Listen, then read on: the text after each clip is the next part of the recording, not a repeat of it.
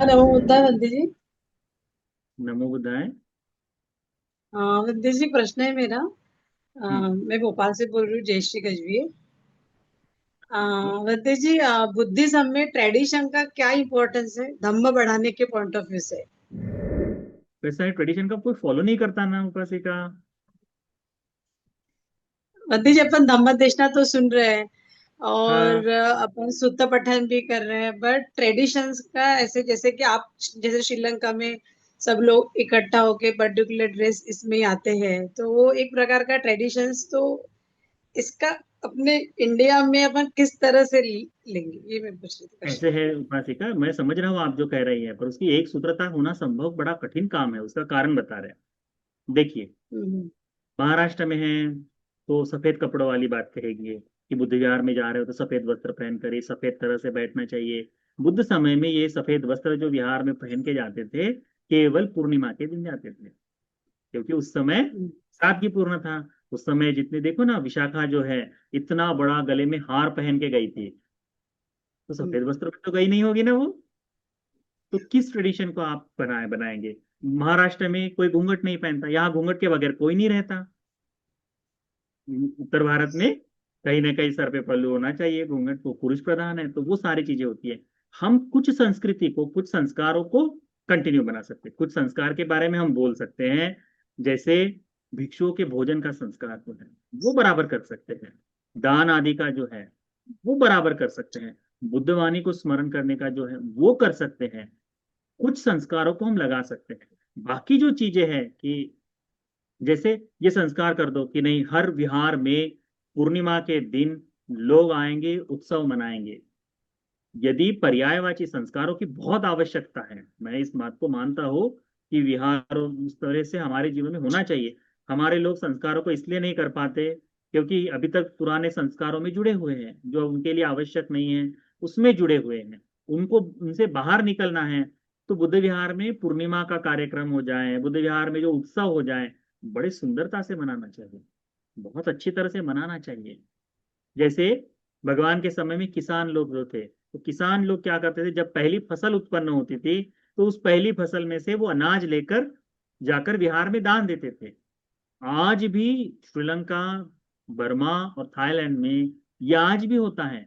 जब भी पहली फसल निकलती है तो बेचने से पहले उसमें से पहला भाग ले जाकर बिहारों में दान दिया जाता है। अभी जो भारत में है, इस संस्कार को कैसे आरंभित करेंगे, है ना? हम्म। इस संस्कृति को कैसे लगाएंगे? तो उसके लिए काम करना चाहिए। ओके। उपासक उपासिकाओं ने जब उपोषण ना हो तो ऐसे समय में विहारों में जाकर काम करना चाहिए।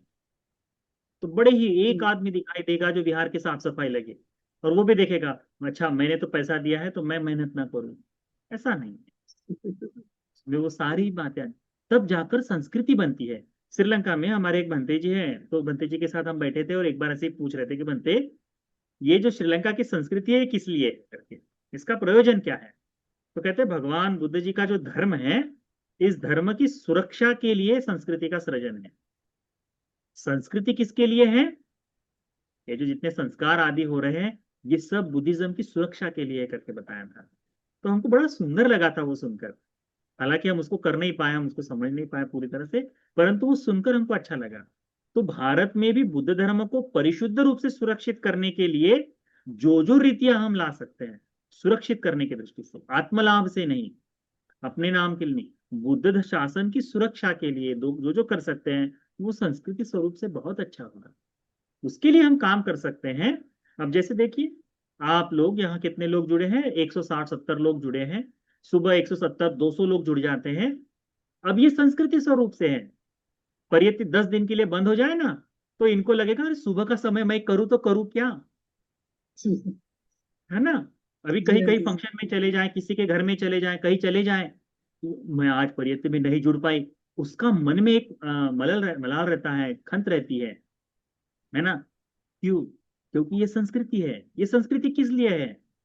अभी जैसे जो उपासक उपासिका प्रतिदिन धर्म सुन रहे हैं, निरंतरता से पूजा कर रहे, पाठ कर रहे हैं, इनके हाथों से अकुशल होने से पहले, अकुशल तो होता होगा, पर अकुशल होने से पहले मन में तत्काल आता है ये गलत काम है, मैंने नहीं करना चाहिए, और बहुत सारे अकुशलों से बच गए होंगे।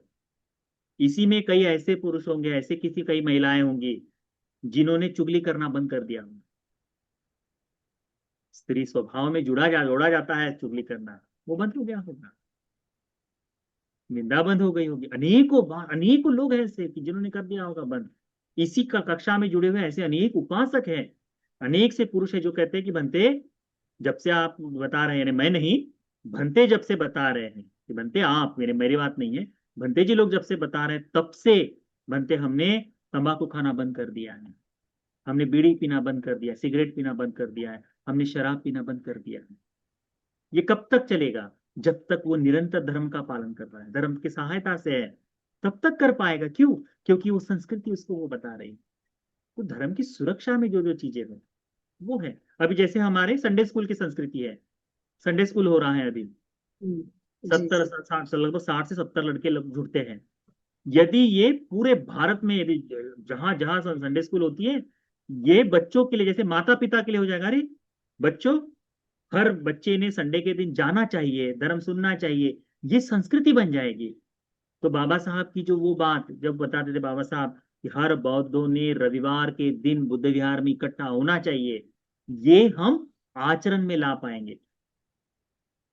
आज लाइन हो रहा है, कल को यही बातें बताने वाले हजारों भिक्षु लोग हर हर बुद्ध विहार में, एक एक बुद्ध विहार में रहेंगे। तो ऑनलाइन सुनने की जरूरत नहीं, भिक्षु विहार में है तो वहां जाकर ये बच्चे शिक्षा कर पाएंगे। जिन बच्चों ने सीखा है, चाहे वो गलत रास्ते पर है, परंतु उन्हें इस धर्म का कुछ तो सहायता हुई है, वो अपने बच्चों को बताएंगे कि ये धर्म क्या होगा। एक जनरेशन से जैसे ही आगे आ जाए, संस्कृति बन जाए। इसीलिए तो आज हमको बहुत मेहनत हो रही है संडे स्कूल को करने के लिए, आज आपको बहुत मेहनत हो रही है कि अपने बच्चों को जबरदस्ती बैठो जाओ सीखो कहने के लिए।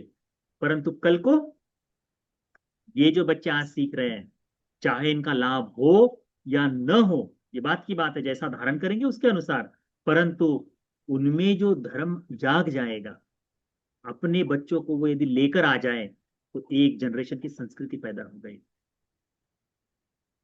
यदि ये हो जाता बाबा साहब के रहते हुए, बाबा साहब के पश्चात ये यदि कर लेते हम लोग, तो आज इस ऑनलाइन धर्म देशना की आवश्यकता नहीं। जी बिल्कुल। तो वो संस्कृति हो जाती। तो संस्कृति का सृजन एक दिन में नहीं, पीढ़ी लगती है उसको करने के लिए। तो बुद्ध शासन की, भगवान की वाणी को प्रिजर्व करने के लिए, भगवान की वाणी को बचाने के लिए, अपने जीवन में उतारने के लिए, छोटी बड़ी चीजों में हम यदि बौद्ध संस्कृति को, यदि उन उन उन चीजों को करे कि जो उसकी सुरक्षा करे, कि धर्म की सुरक्षा कर रहे हैं, तो बौद्ध संस्कृति में जैसे मना कर दो घर में आने के लिए, अपने तुम्हारे घर का आदमी यदि शराब पीता है, कोई तुम्हारे घर में है, अनेकों लोगों में होगा, कह देना कि 4 पूर्णिमा अमावस्या इस दिन है, जिस दिन घर में दारू पी कर आओगे, बच्चे तुम्हारा जवान लड़का है तब भी घर में, कौन कौन से दिन, पूर्णिमा अमावस्या के दिन पी के आओगे, घर के बाहर पति कमाता रहे तब भी बोलना। ये संस्कृति उत्पन्न कर दो, खत्म। धीरे धीरे उनमें भी लज्जा का भाव जागेगा। वही तो संस्कृति है। आज भी चले जाओ, लद्दाख चले जाओ, पूर्णिमा के दिन तुमको कहीं मांस नहीं मिलेगा, क्योंकि कटता नहीं है उस दिन, तो फ्रेश कहीं नहीं मिलता। वो संस्कृति बना दी उन्होंने। चाहे वहां कितने भी टूरिस्ट चले जाए, उनके लिए भी उस दिन बंद है। तो बौद्ध संस्कृति वैसी उत्पन्न हुई है, उस तरह से हमें सीखना चाहिए। ठीक है। बहुत बहुत धन्यवाद बंदे जी। साधु साधु साधु।